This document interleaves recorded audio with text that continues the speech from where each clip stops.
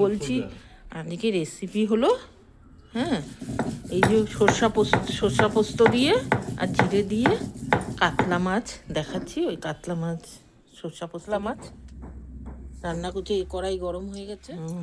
সে তো ছেলে মাছ এনেছিল রবিবার না, সেই মাছগুলো পড়ে আছে, কাতলা মাছগুলো। কি রান্না করব। সর্ষা পোস্ত দিয়েই রান্না করি, কি করব। ওর মধ্যে একটু জিরে, একটু সর্ষে, সাদা সর্ষে, একটু জিরে, সাদা সর্ষে, কাঁচা লঙ্কা, ওগুলো বেটে হালকা সর্ষে দিলাম, নাহলে তেতো। একটুখানি হলুদ নুন মাখি।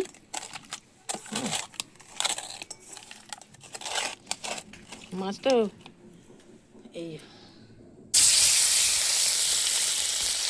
যে মাছ দুটো ভাজা হলো, আরও মাছ ভাজা আছে, অনেকটাই মাছ। মাছগুলো ভাজা হয়ে গেল, এবার তেল দিলাম। এই জন্য সোমবার দিলাম না, লবণ দিলাম,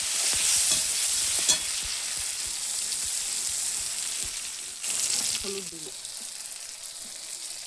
এটা রসুন আর আদা,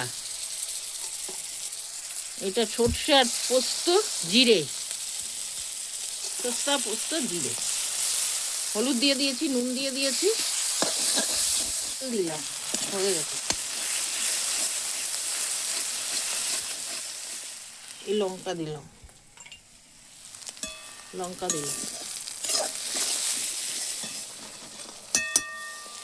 জল দিলাম, তেল ছাড়ছে।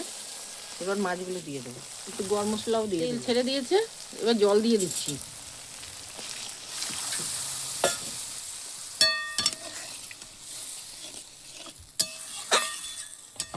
বলছি এবার মাছ দিয়ে দিলাম, হয়ে গেল।